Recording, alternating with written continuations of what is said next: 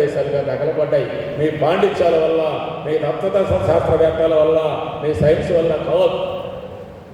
అంత దోపిడీ చేయబట్టే వాళ్ళ దగ్గర మరికొంత మెరుగైన ఆవిష్కరణలు కూడా లభించవచ్చు. ఇదో భాగం. ఈరోజు ఇండియాలో జరుగుతుంది ఏంటి? మనం నేరుగా మాట్లాడుకోవాల్సింది ఏమిటి? పశ్చిమ కనుమలు. పశ్చిమ కనుమల మీద ఇప్పుడు వయనాడులో జరిగిన ఇదే వ్యవహారం జరుగుతుంది. అంతకుముందు సైలెంట్ వ్యాలీ పేరుతో కూడా అక్కడే జరిగింది, కేరళలోనే జరిగింది. ఈ పశ్చిమ కనుమలలో జరుగుతున్నదంతా ఏమిటి? వారి పెద్ద ఎత్తున క్వారీ. దాదాపు 1,37,000 ఎకరాలలో ఈ కొండలలో క్వారీలని తవ్వుతా ఉన్నారు. రకరకాలైన పూలక దగ్గర నుంచి, ఎర్రమట్టి దగ్గర నుంచి, ఏవో పెద్ద పెద్ద వెండో లేకపోతే బంగారము కాదు, కేవలం రాళ్ళు రప్పల కోసమే తవ్వడం అనేటటువంటి జరుగుతూ ఉంది. దీని మీద 2010లో మాధవ గాడ్గిల్ అనే ఆయన పేరుతో ఒక కమిటీ వేశారు. ఆ కమిటీని ఎవరైనా చదవండి, అద్భుతమైన కమిటీ. ఏమిరా దుర్మార్గులారా, ప్రపంచంలోనే ఎక్కడా లేని జీవవైవిధ్యం ఉండే ఈ పశ్చిమ కనుమలని తవ్వడం ఆపండి. తవ్వడానికి కావలసినటువంటి ఏరియాని కొంతదాన్ని వేరు చేసుకోండి. మానవ ఆవాసాలు ఉండే చోట తవ్వకండి. దీన్ని తవ్వినట్టుగానైతే ఒక్క భారతదేశానికి సంబంధించే కాకుండా మలేషియా దాకా, శ్రీలంక దాకా వాతావరణం మొత్తంలో మార్పు వస్తుంది. పర్వతం మీదే కావచ్చు, మీ భూమి మీద ఉండేవచ్చు కావచ్చు. దీనివల్ల జరిగేటటువంటి ఋతుపవనాల ప్రభావము మన దేశం దాటి ఇతర దేశాల మీద కూడా ఉంటుంది. ఇది బాధ్యత అని చెప్పి అది చెబితే దాన్ని చెత్తబుట్టలో పారేసి కస్తూరి రంగన్ అనే ఒక పెద్ద మనిషిని పట్టుకొచ్చి ఏం పర్వాలేదు తవ్వితేను అనేటట్టుగా ఆయన చేత మహాతెలివిగా దాన్ని మార్పించి యథాతథంగా పశ్చిమ కనుమలు తవ్వడం అనేటటువంటిది జరుగుతుంది. తూర్పు కనుమలు అంటే మా మన్యం ఎంత? 60,293 హెక్టార్లు, దాదాపు 24 కొండలు. వీటన్నింటిలో వీళ్ళు ప్లాన్ చేసింది ఏమిటి? బాక్సైట్ తవ్వాలని ప్లాన్ చేశారు. తెలుగుదేశం ప్రభుత్వం కూడా ఏమీ తప్పుదనలా జీవో 97ని బ్యాక్ సైట్ తవ్వడం కొరకు అనుమతులు ఇస్తూ తెచ్చింది ఈ ప్రభుత్వమే. బ్యాక్ సైట్ అనేటటువంటిది అల్యూమినియం కోసం ఉపయోగించేటటువంటి ఖనిజం. నిజానికి అల్యూమినియం ఈరోజు భారతదేశానికి కావలసినంత తయారవుతూ కేవలము విదేశాల కోసం, అమెరికా లాంటి దేశాలలో అల్యూమినియం అవసరం కోసం, వాటికి కూడా అవసరమై కాదు, అవి విమానాలు లాంటివి తయారు చేసి విదేశాలకి ఎగుమతి చేయడం కొరకు, ఇతర దేశాలకు ఎగుమతి చేయడం కోసం అల్యూమినియం కావాలని ఈ బ్యాక్ సైట్ తవ్వడం జరిగింది, ప్లాన్ చేశారు. బ్యాక్ సైట్ ఒక అద్భుతమైనటువంటి లోహం. అది నీళ్ళని పీల్చుకుంటుంది. కొండల్లో ఉండేటటువంటి బ్యాక్ సైట్ పైన కురిసిన వానల్ని పీల్చుకుంటుంది. పీల్చుకోవడం ద్వారా నీళ్లు వదులుతూ ఉంటుంది. ఉత్తరాంధ్రలో ఉండేటటువంటి వేగావతి, జంజావళి, నాగావళి ఇలాంటి నదులన్నీ ఎప్పుడూ కూడా ఎంతో నీరు పారుతూ ఉంటాయి అని అన్నట్టుగానైతే దానికి బ్యాక్ సైడే కారణం. ఈ కొండల మీద ఆధారపడి, ఈ నదుల మీద ఆధారపడి లక్షలాది ఆదివాసీలు ఉన్నారు. ఈ ఆదివాసీలతో మాట్లాడకుండా గుడ్డు చప్పుడు వ్యవహారాలు జరిపి ఒకరిని మించిన వాళ్ళు ఒకరు, నేను ఆయన తవ్వమన్నాడు కాబట్టి నేను తవ్వనని ఒక మాట చెప్పడం, 2 రోజుల తర్వాత మాట మార్చడం, ఆ రకంగా 8,000 హెక్టార్లలో బ్యాక్ సైట్ తవ్వడానికి డిమార్కేషన్ చేశారు. ఈరోజు 24 కొండలు దీనివల్ల అసలు కనబడకుండా పోతాయి. 19 నదులు కనుమరుగైపోతాయి. ఇది మనకు జరుగుతున్న సంగతి. అంతకుముందు యురేనియం ప్రాజెక్టు సంగతి కూడా నాగార్జున సాగర్ దగ్గర కేవలం 2.3 కిలోమీటర్ల దూరంలో యురేనియంను తవ్వాలని యురేనియం కార్పొరేషన్ ఆఫ్ ఇండియా ప్రయత్నించింది. అక్కడ నుంచి ఒక 12 కిలోమీటర్లు ఆ యురేనియం తీసుకెళ్ళి ఆ ఎల్లో కేక్ అంటారు దాన్ని తయారు చేసి కేవలం 15% మాత్రమే ఉపయోగించుకొని 85% యురేనియం వ్యర్థాన్ని వదిలేస్తే, అది కూడా అక్కంపుల రిజర్వాయర్ దగ్గర వదిలేస్తే ఆ నీళ్లు దాంట్లో కలిస్తే హైదరాబాద్ నగర ప్రధానిగా కూడా అన్యాయం అయిపోతారు ఆయన పెద్ద గొడవైంది. ఇదేదో ఆదివాసుల వ్యవహారం కాదు, ఇదేదో కొండ కోనలతో వేయడం వ్యవహారం కాదు, అడవుల్ని కొట్టేయడం వేరే కాదు, మన వ్యవహారం. నాశనం అయ్యేది మనం. ఇది జరిగింది. ఇంకా పెద్ద ఎత్తున చెంచులు నల్లమల అదొక తమాషా. ఇప్పుడు నల్లమలలో జరుగుతున్న విషయం ఏంటంటే ఇవన్నీ కాదు, నల్లమల పులుల కోసమే ఉండాలా, పులుల అభయారణ్యం కింద దాన్ని డిక్లేర్ చేశారు. పులుల అభయారణ్యం కింద డిక్లేర్ చేశారు కాబట్టి పులులు సురక్షితంగా తిరగాలి కాబట్టి ఇందులో ఉన్నటువంటి చెంచులందరూ బయటకు రావాలా. నేను 5 సార్లు నేను ఎమ్మెల్సీగా ఉన్నప్పుడు 16 ఏళ్లలో ఈ అడవుల్లోకి స్వయంగా వెళ్ళాను. ఈ మధ్య కూడా వెళ్ళాను. నిర్దాక్షిణ్యంగా నేను అందరూ బయటకు పోండి. నేను ఒకసారి ఆత్మకూరికి పంపించారు. కర్నూలు జిల్లాలో ఉన్న ఆత్మకూరికి అందరూ కట్టకట్టి లారీలకి పంపించారు. పంపించిన వాళ్ళలో సగం చచ్చిపోయారు, అక్కడ ఉండలేక చచ్చిపోయారు. ఇక ఎందుకు గొడవ చెప్పి తీసుకొచ్చాను. మళ్ళీ నిన్న మొన్న ముఖ్యమంత్రి గారు ప్రకటించారు, మహత్తరమైనటువంటి పులుల అభయారణ్యం మన నల్లమలలో ఇంకా అభివృద్ధి కాబోతోంది. పులులు పెరుగుతాయి. అసలు ఇప్పటికే రాజకీయాల్లో పులులు పెరిగి వస్తున్నాం. నియోజకవర్గానికి 4 పులులు. ఇది జాలకి మళ్ళీ కొండల్లో అడవుల్లో కూడా పులులు పెంచే పనులు ప్రారంభించారన్నమాట ఆయన చెప్పుకొచ్చాడు. సరే, ఈ పక్కన ఒరిస్సాలో టాటా స్టీల్ వాళ్ళు ప్రహరీ కట్టడానికి ముందుకుంటే ఆదివాసీలు గొడవ పడితే ఒకే ఒక్క రోజు 1 గంటలో 12 మంది చంపేశారు. కేవలం ప్రహరీ కోట కడుతున్నందుకు ఇది అన్యాయం అయ్యానంటే ఇది దూరంగా పెట్టచ్చు వాళ్ళని. 12 మంది చంపేశారు.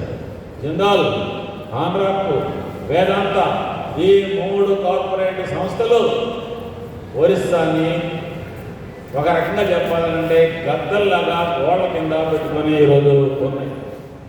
రూర్కెలా, దుర్గాపూర్ వీటిని ఏమన్నారనంటే పారిశ్రామిక వాడలు చేస్తామన్నారు. నిజమే, పెద్ద పారిశ్రామిక కేంద్రాలుగా మారుస్తామన్నారు. పరిశ్రమలు పెట్టారు. అక్కడున్న బొగ్గుదవి, అక్కడున్న ఎగుదవి. ఈరోజు పరిశ్రమ చేస్తే ఈ పరిశ్రమల్లో అక్కడ ఉన్నటువంటి రీప్లేస్ అయినటువంటి ఆదివాసీలు ఎంతమంది పనిచేస్తున్నారు? ఒక్కసారి కూడా పనిచేయడం, నాట్ ఏ సింగిల్ పర్సన్. ఎందుకనంటే పారిశ్రామిక కార్మికులుగా రావడానికి ఆదివాసీలకి శక్తి లేదు, నైపుణ్యాలు లేదు, చదువు లేదు. వీళ్ళందరూ ఎక్కడున్నారు? మిత్రులారా, హృదయ విదారకమైన విషయం. ఛత్తీస్గఢ్లో జరుగుతున్నది కూడా ఇదే. ఒక అంచనా ప్రకారంగా ఢిల్లీలో ఇళ్లల్లో పాచి పని చేసేటటువంటి అమ్మాయిలు తక్కువలో తక్కువ 1,20,000 మంది ఉన్నారు. ఈ 1,20,000 మంది ఛత్తీస్గఢ్లో నుంచి వచ్చినారు. వెలుగుతారు. ఛత్తీస్గఢ్లో మీ తవ్వకాల వల్ల, మీ సౌకర్యాల అభివృద్ధి వల్ల ఆదివాసీ ఆడపిల్లలు కొండదిలి, ఇల్లు వదిలి, పిల్లలు వదిలి, తల్లిదండ్రులు వదిలి ఢిల్లీకి వచ్చి, మన మహత్తర రాజధాని ఢిల్లీకి వచ్చి ఈ సోకాళ్ళ మేధావులైనటువంటి మధ్యతరగతి వాళ్ళ కుటుంబాలలో 1,25,000 మంది పాచి పని చేస్తున్నారు. వాళ్ళ అడవుల నుంచి వాళ్ళు దూరమయ్యారు, వాళ్ళ సంస్కృతిలో నుంచి వాళ్ళు దూరమయ్యారు, వాళ్ళ జీవన వృద్ధిలో నుంచి వాళ్ళు దూరమయ్యారు, చెల్లా చెదరు అయిపోయారు. వాళ్ళని పెట్టే హింసలు, వాళ్ళని ఇక్కడికి తీసుకురావడం, మళ్ళీ ఇక్కడ ఏదైనా పొరపాటు జరిగితే వాళ్ళని దండించడం, దుర్మార్గాలు చేయడం అనేటటువంటి మొత్తం బీభత్సాన్ని కన్నా ఎవరైనా ఒక సినిమా కన్నా తీసినట్టుగానైతే, ఒక ఉపగ్రహం ఆధారితంగా ఏదైనా చిత్రీకరణ చేసినట్టుగానైతే ఛత్తీస్గఢ్ హృదయ విదారక విషాద బీభత్స దృశ్యమంతా మన మహత్తర ఢిల్లీ మిడిల్ క్లాస్ పిల్లల్లోనే కనపడుతుందన్నమాట. ఈ క్లాస్ ఇక ప్రాజెక్టు చదవదు కదా. నర్మదా ప్రాజెక్టు కట్టినప్పుడు బహుశా భారతదేశంలో అన్నిటికంటే పెద్ద డ్యామ్ నర్మదా డ్యామ్. అక్కడ ఆదివాసులు చేసిన పోరాటమే అన్నిటికంటే పెద్ద పోరాటం కూడా. డ్యాముల చుట్టూ జరిగినటువంటి పోరాటంలో ఏమైంది? డ్యామ్ వరల్డ్ బ్యాంక్ కూడా అబద్ధాలు చెప్పారు. ఆఖరికి వరల్డ్ బ్యాంక్ డబ్బులు మానేసింది దానికి. మేధా పట్కర్ కృషి వల్ల, ఆదివాసుల పోరాటం వల్ల అయినా ముందుగా దాన్ని పూర్తి చేశారు.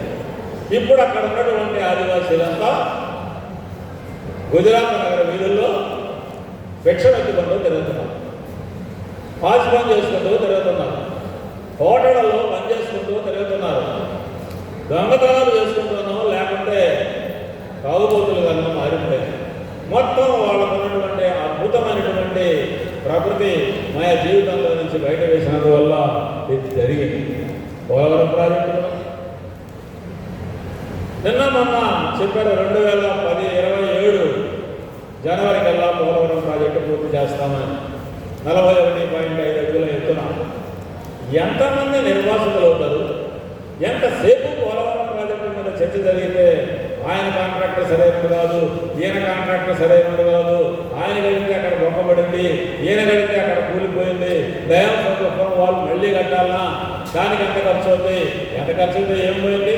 పేపరం వాళ్ళు కట్టారు, ఒక 600 కోట్లు పెట్టి అది పనికిరాదన్నారు, ఇంకో 900 కోట్లు పెడతారట. లాభమే కదా కాంట్రాక్టర్కి, వచ్చి పోయి ఓడిపోయింది కాక.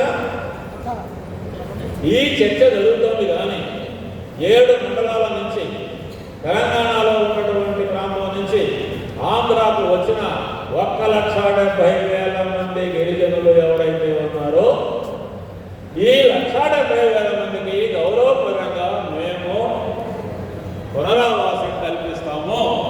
ఇది దాని ప్లాన్, ఇది దాని ఖర్చు, ఇది దాని ప్యాకేజీ అనేటటువంటిది ఒక్కడంటే ఒకడు కూడా మాట్లాడారు.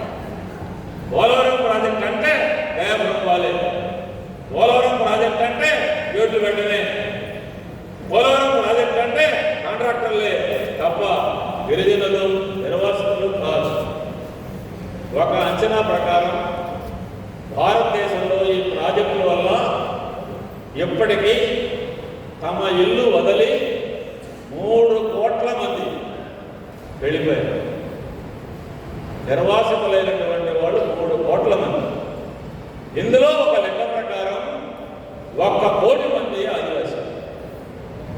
ఎందుకు వీళ్ళు వదిలిపోయినట్టు? మాటలు చెప్పడానికి ఎంత తీయగా ఉంటాయి. ఆ డ్యామ్ కడితే అంత పొలం సాగు అవుతుంది, ఎన్ని నీళ్లు తాగునీళ్ళు వస్తాయి, లేకపోతే ఇంత నాగరికత పెరుగుతుంది, ఇంత డెవలప్మెంట్ జరుగుతుంది, ఎంతమంది పర్యాటకులు వస్తారు, ఇంకోటి మరొకటి అని ఆ డ్యాముల గురించి అంత గొప్పగా చెప్పేవాళ్ళు. ఆ డ్యామ్ కోసం త్యాగాలు మాత్రం ఆదివాసీలే చేయాలి. ప్రతి డ్యామ్కి ఆదివాసీల త్యాగమే. వాళ్ళ రక్తంతో పాటు ఆ నీరు, ఆ రక్తం వదిలితే నీరు బయటకు వచ్చేది. ఏమొచ్చింది వాళ్ళకి? 1 కోటి మంది గిరిజనులు. ఈరోజు మనం 3 కోట్ల మంది తింటున్నాం అని చెప్పుకుంటున్నటువంటి సోకాళ్ళు వ్యవసాయం పరంగా ప్రాజెక్టుల కోసంగా 1 కోటి మంది ఆదివాసీలు తమ బతుకుదల మొత్తాన్ని పోగొట్టుకున్నారు. వాళ్ళు ఎక్కడున్నారు? ఒక అంచనా ప్రకారంగా 87 తెగలు ఈ ప్రవాసం వల్ల, అంటే ఉన్న చోటు నుంచి బయటకు పోవడం వల్ల నశించిపోయినాయి. 87 ట్రైబ్స్. వాళ్ళ నమూనాలు కూడా ఇప్పుడు లేవు. ఏమైంది ఇంత దుర్మార్గం? ఇంకా తమాషా లేటెస్ట్ నికోబార్లో ఇప్పుడు ఏం జరుగుతూ ఉంది? ఒక పోర్టు, ఒక ఎయిర్పోర్టు అక్కడ కడతారు. ఇప్పటిదాకా అండమాన్కి అంత ఎంతో పర్యాటకం అనే పేరుతో అపేరుతో బ్రిటిష్ వాళ్ళు చేసినటువంటి పాపం వల్ల ధ్వంసం జరగాల్సింది జరిగింది. నికోబార్ కానీ లక్షద్వీప్ కానీ ఇంకా తాగలం. ఎందుకంటే ప్రపంచంలోనే ఏ సాంకర్యము లేదా అతి తక్కువ సాంకర్యం ఉండేటటువంటి ఆదిమ జాతులు ఉన్న ప్రాంతం నికోబార్ ఐలాండ్స్. అందులోనూ నికోబారీస్ అక్కడ ఉన్నటువంటి అడవులు ఊహకు కూడా వెళ్ళేంత గొప్ప అడవులు. ఇప్పుడు ఏం చేస్తున్నారు? 11,700 హెక్టార్ల అడవులని, ఇంకా చెప్పాలంటే 3 లక్షల చెట్లని కొట్టేయడానికి కేంద్ర ప్రభుత్వం పర్మిషన్ ఇచ్చింది.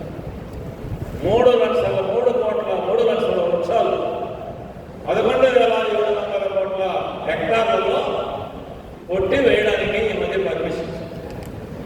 పర్యావరణవేత్తల దగ్గర నుంచి, లోకల్గా ఉన్నటువంటి ఆదివాసుల దగ్గర నుంచి చాలా పెద్ద చర్చ జరిగింది.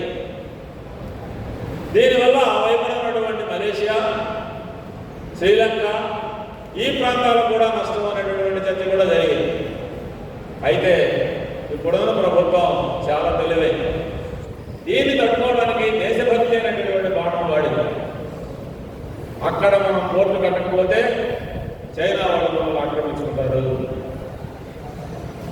చైనా నుంచి తట్టుకోవాలి అన్నట్లయితే అది కావాలా, కాబట్టి అర్జెంటుగా ఒక ఎయిర్పోర్టు, అర్జెంటుగా ఒక పోర్టు ఈ 2 కట్టాలి అని అసలు ఎప్పటిదాకా ప్రపంచంలో ఎవరు కూడా ఊహించినంత దుర్మార్గానికి ప్రస్తుత ప్రభుత్వం కోరుకున్నది నికోబార్లో పరిస్థితి జరుగుతుంది. ఈ మధ్య మీరు ఫోటో చూసుంటారు. మన ప్రధానమంత్రి గారు ఒక బీచ్లో ఒక వాల్ కుర్చీలో కూర్చొని ఉంటాడు. ఆయన అక్కడికి ఎందుకు పోయి వాల్ కుర్చీలో కూర్చున్నాడు, ఇప్పుడు అక్కడ వాల్ కుర్చీ ఎక్కడ వచ్చిందో నాకైతే ఫోటోగ్రాఫర్ ఎక్కడ వచ్చాడో, అందరికంటే ముందర వాడెట్ వచ్చాడు. లక్షద్వీప్. ఈ లక్షద్వీప్ని పర్యాటక కేంద్రంగా మారుస్తాము. ఇదో కొత్త వ్యవహారం. పర్యాటకులు అనే పేరుతో అడవుల్ని, కొండల్ని, నదుల్ని, సముద్రాలన్నీ నాశనం చేయడం, వాటిని ప్రవృత్తిగా చూడరు. జనం జలసా చేసుకునేటటువంటి కేంద్రాల కింద, వ్యాపార కేంద్రాలుగా మాత్రమే చూస్తారు. ఎక్కడో మాల్దీవులతో మనకు గొడవ వచ్చిందని అక్కడికి మన పర్యాటకులు పోవడం అనేది అయిపోతుందని, కాబట్టి ఆ పర్యాటక కేంద్రంగా మాల్దీవులను దెబ్బతీయాలనంటే మన లక్షద్వీప్ పర్యావరణాన్ని ధ్వంసం చేసుకోవాలని చెప్పి నిర్ణయించి ఇది కూడా జరుగుతుంది. కాబట్టి మిత్రులారా, ఎంత జరుగుతాం, ఇష్టమైనదే జరుగుతాం. ఒక లెక్క ప్రకారంగా ఇప్పుడు మనం 1.7% భూమిని వాడుకుంటున్నాం. నిజంగా భూమిని ఎంత వాడుకోవాలా? ఒక భూమిని వాడుకోవాలి. కానీ మనం వాడుతున్న భూమి 1 కాదు, 1.7. 2030 నాటికి 2% 2 భూములు కావాలి. మరొక 100 ఏళ్ళకి 5 భూములు అయితే తప్ప ఇప్పుడున్న పద్ధతిలో అభివృద్ధి జరగాలన్నా, జలసా చేయాలన్నా, ధ్వంసం చేయాలన్నా భూమి చాలు. అటు మనకి ఆవగా ఏం కావాలి? ఇప్పుడు 5 భూములు కావాలి. అందువల్ల మనం అర్జెంటుగా ఏం చేయాలా? అర్జెంటుగా మనము అంగారగ్రహంలోకి ఏమన్నా పోదామా వెతుక్కోవాలి, చంద్రగ్రహంలోకి ఏమన్నా పోదామా వెతుక్కోవాలి. కాబట్టి దానికి అంగారక మిషన్లు, చంద్రయానాలు ఇవి కూడా స్టార్ట్ అయ్యాయి. ఇప్పుడు ఏమంటున్నారంటే ఆశ్చర్యం వేస్తుంది. ఒక ఆయన అన్నాడు, నోబెల్ హరారే అనేటటువంటి ఒక సామాజిక శాస్త్రవేత్త ఏమన్నాడనంటే, ఇగో బాబు, ఎంత మా ఊరు కొన్ని తరగా వరగొట్టు బాబు బాలసుబ్రహ్మణ్యం, ఆదివాసీ హక్కుల నాయకులారా, ఇది ఎట్నే జరుగుతుంది. మనిషి చెత్తగాడు, వాడేం మారడు. వాడు ఎవడన్నా బుద్ధుంటే మారాలని అనుకున్నా కూడా మారలేరు. ఖచ్చితంగా 100లోనే ఈ భూమి మీద ఉన్న మనలందరినీ హోమోసెక్షువల్ అంటారు. ఒక మానవ రకం, ఒక జాతికి వీళ్ళందరూ వస్తారు, పోతుంది. డబ్బుండేవాళ్ళు ఏదో పెద్ద పెద్ద వ్యవహారాలు వేసుకొని వెళ్ళిపోతారు ఎక్కడికో. ఈ భూమిని పెద్ద డంపింగ్ యార్డ్ కింద మార్చేస్తారు. ఇది ఒక 500 ఏళ్ళలో అయిపోతుందా, ఇంతే చరిత్ర అని అది కూడా కొంచెం అటు ఇటుగా ఇదే మాట సైంటిస్టు ఉన్నాడే స్టీఫెన్ హాకింగ్, ఆయన కూడా ఈ గాడి కొడుకులు అందరూ కలిసి దీన్ని చేస్తారు అని అన్నారు.